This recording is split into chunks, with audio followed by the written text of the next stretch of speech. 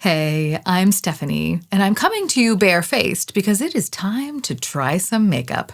I am currently going through what I call my auditions box. That's a little box that I set aside from my makeup collection, and I put any makeup in there that I'm not quite sure if I want to keep.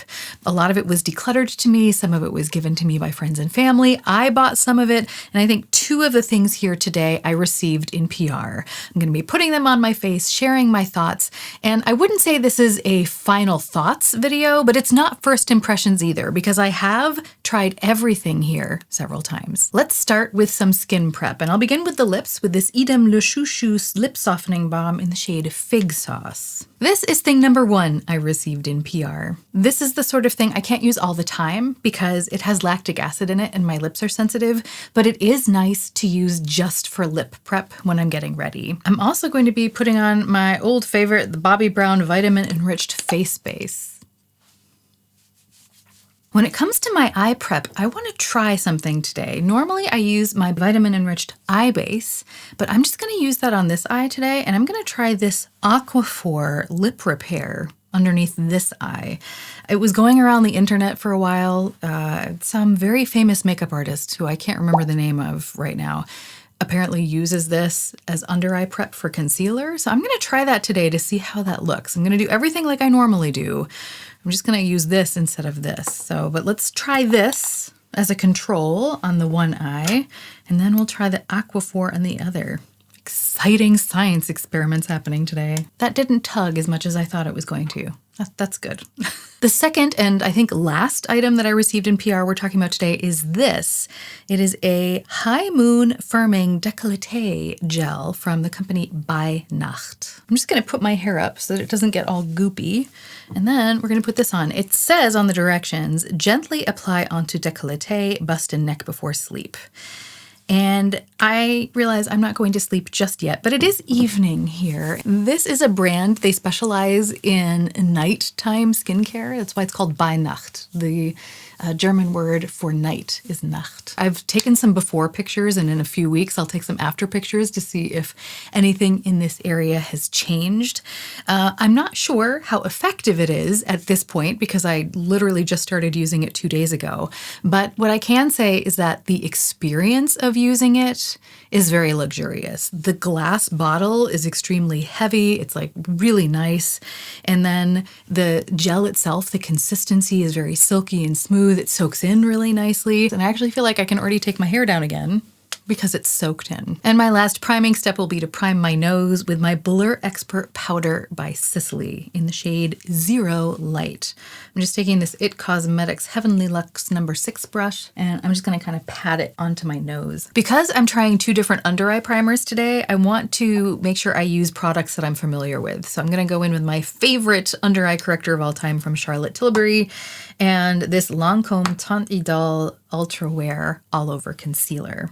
I've already put some of the corrector on my palette, so I'm just gonna dot that onto my eyes with my favorite brush of all time for this purpose. This is an ESUM W19 brush, and I always feel like I get the smoothest application under my eyes with this brush. I believe it's actually a lip brush, but I feel like it's perfect for my very small deep set eyes. It can really get in there, and it's so small that it doesn't apply the product too far outside the lines. Like a lot of times, especially under the eyes where the skin is so thin, I don't want any more product than I absolutely need. And so the size of this brush is just perfect for that. So there we have eye number one is done. Let's try eye number two. When I do my under eye corrector, I really like to watch for where the shadows are. They're at the inner corner of my eye is where they're the strongest. And then they start to fade as they get maybe towards the center of my eye. So that's where I try to focus the application. And I like to press it into the skin after applying it with the brush. And I feel like that gives me the most natural look. And when I'm looking at this in the mirror, I feel like the side where I used the Aquaphor lip as a primer is more matte. So the Bobbi Brown looks more hydrated, but the side with the Aquaphor does not look dry. It's just more matte. And that, for someone with hollows under their eyes, can actually be a good thing. So So far, so good. But let's see what happens when we add some concealer. Once again, I'm just priming my brush. I put some concealer on the palette and I'm just kind of getting a lot of it into the bristles. And then I'm just gonna very gently kind of stipple it in where I need the most coverage. I've got like a little vein here that I'd like to cover up. So I'm gonna do that while I'm at it. And I like to take the concealer down the side of my nose. I feel like it makes it look like my cheek comes in a little bit further, so it kind of slims my nose down just a bit. It's all about illusions here. Well, that's looking normal, but that's expected because I'm using all the products I'm used to on this side. Let's see what happens when I put it on this side.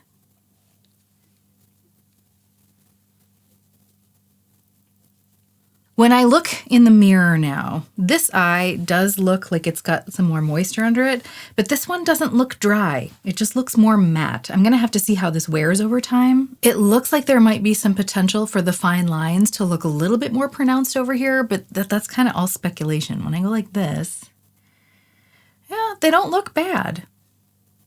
But I do think I see more of the lines. We'll have to see. Today's foundation product is from the Drugstore. Yeah, if you saw my last video, you'll know I am really generally not a fan of the Drugstore. In principle, I am, because if I could pay less for great quality, I would want to do that. The only problem is Drugstore packaging often lets me down. And I'll just keep it at that for now because I don't want to go into a rant. Luckily, this product seems to have some pretty normal, unruinable packaging. So I've had a really good experience with this so far. It's the Wet n Wild Bare Focus Tinted Hydrator. And they say that it's a tinted moisturizer, but honestly, I feel like this is just a straight up foundation, and a good one at that. I'm going to apply it with this BK Beauty 101 brush. Once again, I'm just priming my brush by tapping in the foundation.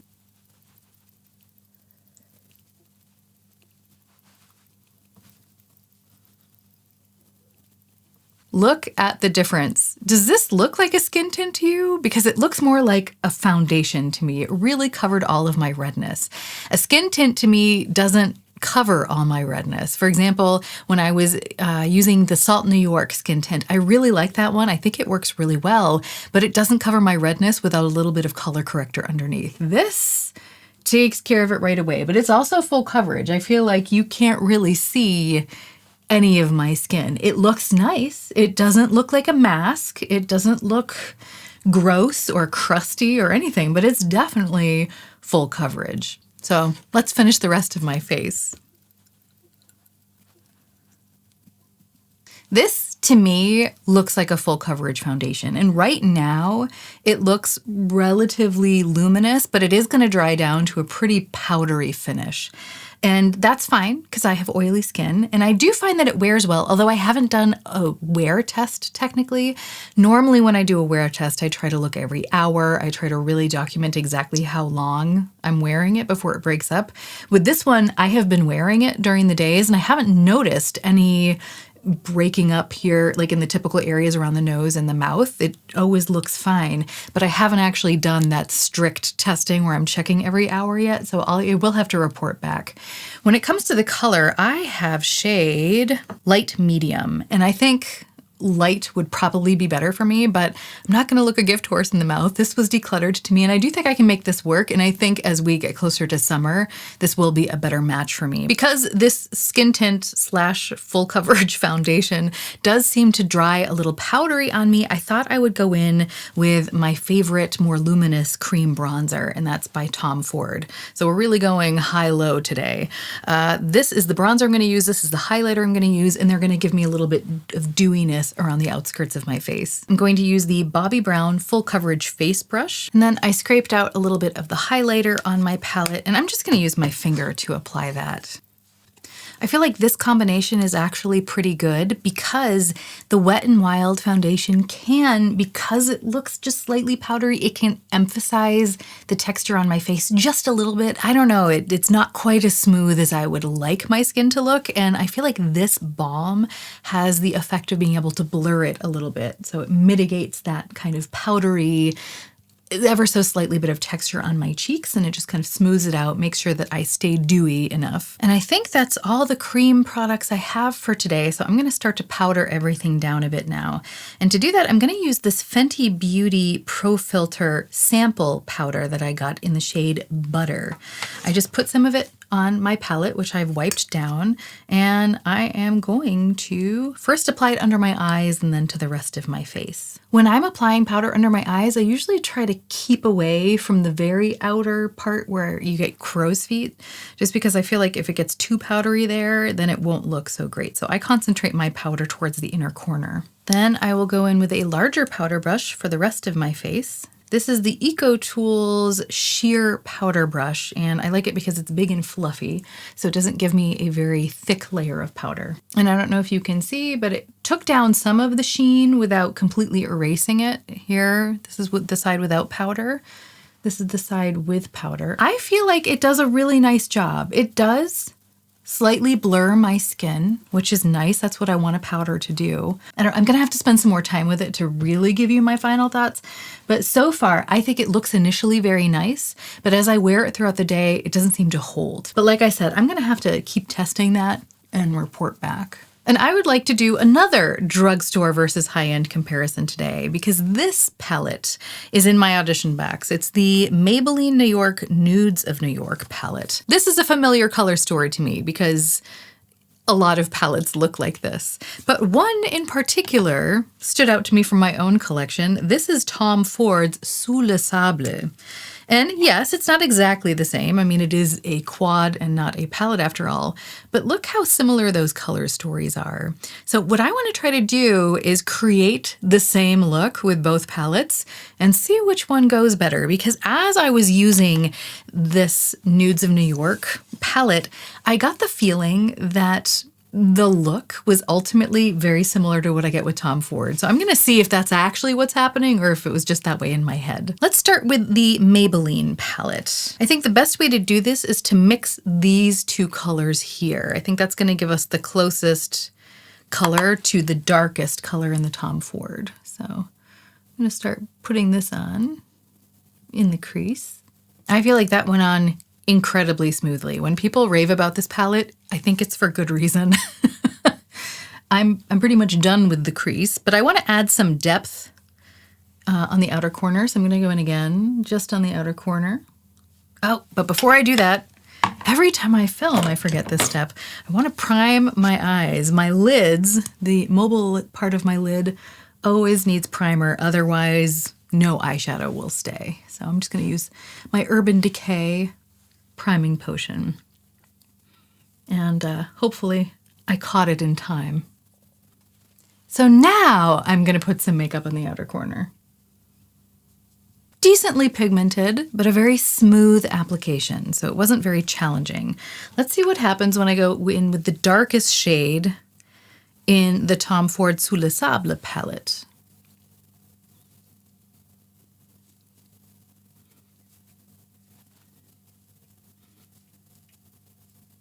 This color is a little bit warmer. It looks very cool in the pan, but it does warm up on the skin. I often forget that. It's a little bit harder to blend. Neither of them are hard to blend, but I have to say, I got a smoother result on the Maybelline side with less blending time. I'm a little shocked. And I don't know if that's because maybe I didn't put enough powder on this brow bone. That is also a possibility. Because, like I said, this isn't blending badly, and it never has. But what I've always liked about the Tom Ford formula is that I do feel like in the good palettes, the mattes always just kind of melt into the skin. So it almost looks like you're not wearing any powder. It's just like your skin becomes that color. And I do like that about this palette as well. But I find that the Maybelline actually does the same thing. So I'm kind of impressed. I haven't had much luck with the drugstore eyeshadows. I haven't tried a lot of them, but the few that I have tried, the mattes have felt very powdery and not pigmented, and they just didn't work all that well. And I felt like the shimmers were often very heavy and thick. The mattes so far of the Maybelline are holding up. I feel like they are not anything like drugstore that I've tried in the past. So let's see what happens with the shimmers. That is very smooth, very thin. It's not weighing down my lid at all. I'm very impressed. That actually feels surprisingly luxury. So let me clean off my applicator. And let's see what happens when I put the shimmer from Sous le Sable on. And I just rubbed some shimmer on my cheekbone, but that was my fault, not the palette's fault.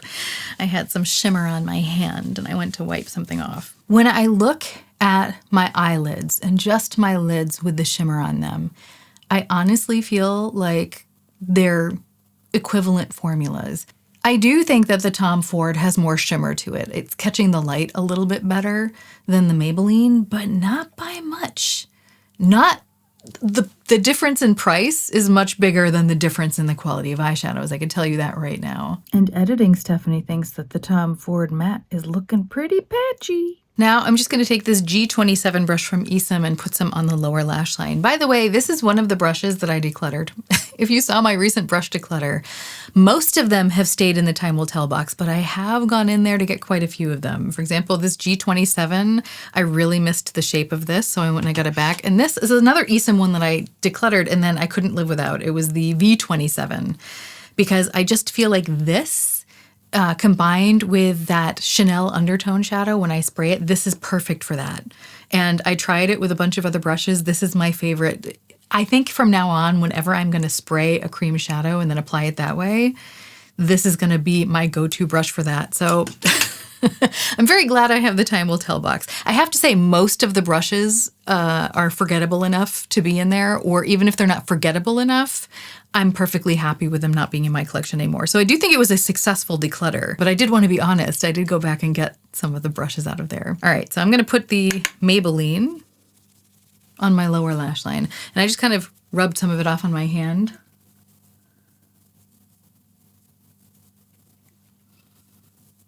And now it's time to do the same with the Tom Ford. So far, we've tried 3 drugstore products and none of them are failing, which I think is great. But now we're going to bring in one from NYX. NYX is one of those companies, I feel like they make some great cosmetics, but their packaging always disappoints me. It's the same with this brow pencil.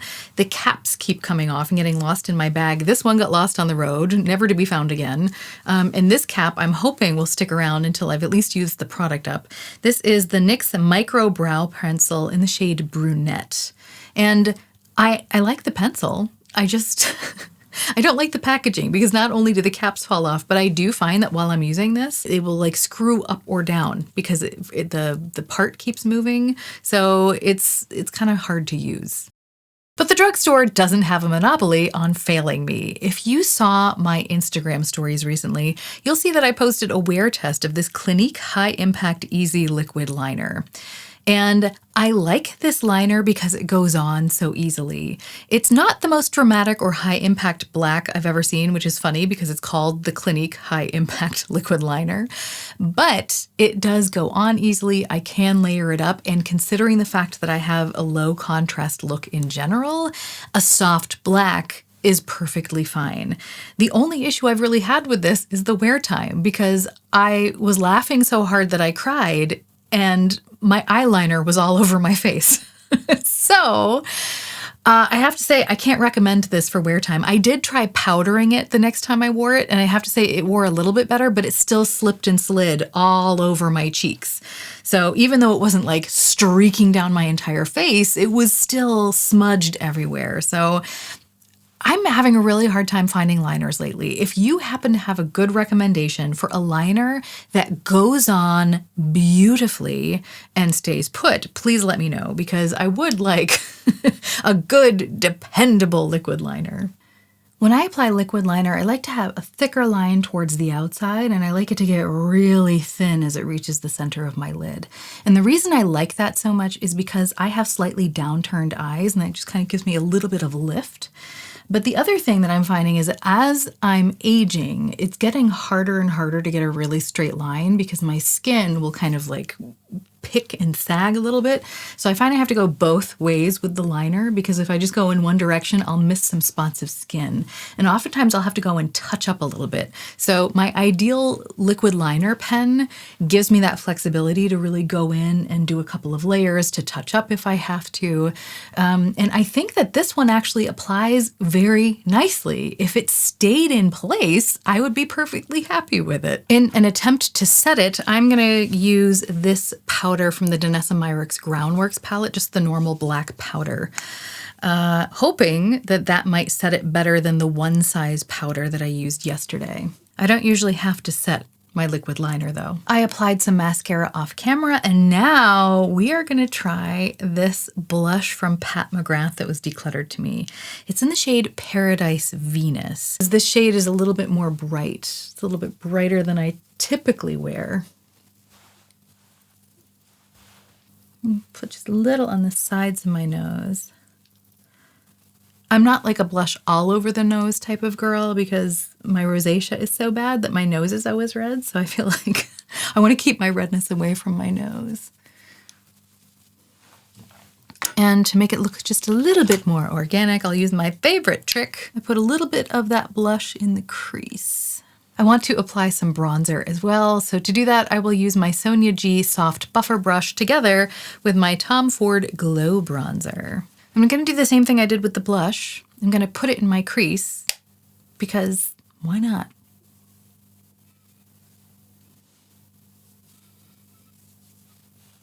Is it just me, or does adding your blush and your bronzer into your crease really kind of make everything come together? I think it's magic. Every time I do it, I'm like, oh, look, it looks so much better. So now it's time for the lips. I'm gonna wipe off the Chouchou Balm, and I'm going to apply the MAC lip liner in Whirl. To top that off, I am going to finally try this Clarins, what is it called? The Lip Comfort Oil, I think. It's in the shade 1 Honey. I don't want to mess up the oil at all, so I'm gonna just put some on my palette since I have this lip liner on. That way I won't mess up, contaminate the oil with any color. That is some very nice shine. All right, let's do some comparisons. I am taking a close look in my magnifying mirror now at my under eyes, and I have to say the Aquaphor is actually a little bit smoother. Wow. You know, there's a little bit of creasing on both sides, which is natural. That's what the eyes do there. So everything is going to crease a little bit. And I have fine lines, so it's not like anything's going to cover that up. But I do think, you know, you can see my pores in here because they're pretty large, and I do feel like you see them less on this side. So maybe the Aquaphor really is a really great under eye primer. Wow. That's great, especially because it's so much cheaper than the Bobbi Brown. Okay, so that's good. Let's take a look at the eyeshadow. I feel like the mattes in the Maybelline palette are better than the mattes in the Tom Ford palette. Okay, that surprised me. I'm impressed. When it comes to the sparkle, what I like about both of them is that they're both very lightweight. I don't see any texture on my lids from the shadow. There's nothing heavy or silicone-y about the Maybelline shimmers, which is something that I've never liked about drugstore products. So I feel like that is great. That's a great formula. It does, I don't know, it has almost the same level of sparkle. Maybe just a little bit less than the Tom Ford, but it is impressively close. Just as a reminder, the Tom Ford's on this eye, the Maybelline is on this eye, and I'm telling you, I think the Maybelline is just as good as the Tom Ford palette. And I do have to say, this is not my favorite Tom Ford formula. If I was comparing this palette to the wet dry formula, it'd be like comparing apples and oranges. Or if I was comparing it to the cream formula, that's also a very different beast. But when it comes to like the normal, boring Tom Ford quads, I feel like Maybelline's got them beat, which is really impressive. I'm really happy about that. My only question to you is, if you have this palette and you've had it for years, how is the packaging holding up? Is it holding up well? That's my one concern. Although it does look like it's possible, like I could probably pry this apart and take out the shadows and just use them individually if I had to. But ideally, I would want to keep a palette like this intact. So let me know if you do have this palette, how the packaging is holding up. The Wet n Wild Full Coverage Skin Tint is pretty impressive. What I like about it is the fact that it is full coverage, that it's not too heavy or makeup-y. It's very lightweight on my skin. But what I am finding is that it is kind of emphasizing my wrinkles in my forehead and these tiny little lines that I have here. I don't normally notice them. Like if I'm not wearing makeup at all, I don't notice that I have any lines here, but I am noticing lines right here. Pretty stark ones at that. So I have to say, like, I think this is a great product, but I have better foundations. And so because I have things that I like better, I'll probably be passing this on, but I do think that it's useful and good. But I think that it might be better for people with fewer, finer lines, to be honest. And I do feel like it breaks up a little bit on my nose. Not in a weird way though. Like it's not, sometimes when a foundation breaks up on your nose, it's almost like there's little continents of foundation that are just like moving around like on their own tectonic plates. And I feel like this one breaks up in an even natural way, if that makes sense. Like I see some of my redness from my rosacea poking through, like I have some red dots on my nose and I kind of see them. But because it's breaking up so evenly, they almost look like freckles. So it's not a bad thing, but it's not perfect. Let's just say that. If you had told me that this was a higher end foundation, I would have believed it. So I think kudos to Wet n Wild. I think they did a good job with this. My first impressions of the Pat McGrath Divine Blush formula have been really good. A lot of times I don't wear a lot of powder product. What I'll do is I'll wear a cream as like my main cosmetic, and then I will set it with a very light layer of a color cosmetic over the top. And I didn't want to do that today because I just wanted to see the blush on its own. And what I have to say is when I do the test, the squint test, it doesn't make this area too squinchy. A lot of times if I'm using a powder, it'll start to look dry, and this does not do that. This is a powder, it's not a cream, but I feel like it's almost as if I'm just wearing a cream on my skin, so I'm actually really impressed with this. When it comes to the Fenty Pro Filt'r powder, I feel like I don't have any more powder on my face now. Like I would have to go in and repowder already. So although I think it has a nice finish when it goes on, this is maybe better for dry skinned people. I am oily and I feel like my oils are already starting to come through. So this doesn't beat out any of my current favorite powders, although I do think it's a nice product. And I think the only other new product I tried today was the Clarins Lip Comfort Oil. And I have to say, it is such a nice consistency. I can see why people like it so much. It's very comfortable to wear. It's not too thick. It's not too thin. It feels nourishing without feeling heavy or sticky. It apparently is clear, even though it looks yellow in the thing, because I don't feel like it really changed the color of my lip liner. It's wearing well over the lip liner, not breaking it up. And I feel like wearing this on its own would also be perfectly acceptable. So I also think I'm going to be a fan of this. I'm happy to say that the drugstore seems to be redeeming itself with these two products. I'm very happy about that. Although I don't think that the Tinted Hydrator is going to stay with me just because I don't think it's made for me. I think it's a great product. And I'm not sure if the Nudes of New York are going to stay with me either, although maybe they'll take the place of my Sous Sable palette from Tom Ford. Is that going to happen? I don't know. You might want to subscribe to see in my next declutter what ends up hanging around, what ends up going. The Clinique High Impact Easy Liquid Liner is actually holding up beautifully right now, but I don't know if that's because I set it with the black powder from the Danessa Myricks Groundworks palette, or if it's because I haven't sneezed or laughed really hard or cried yet.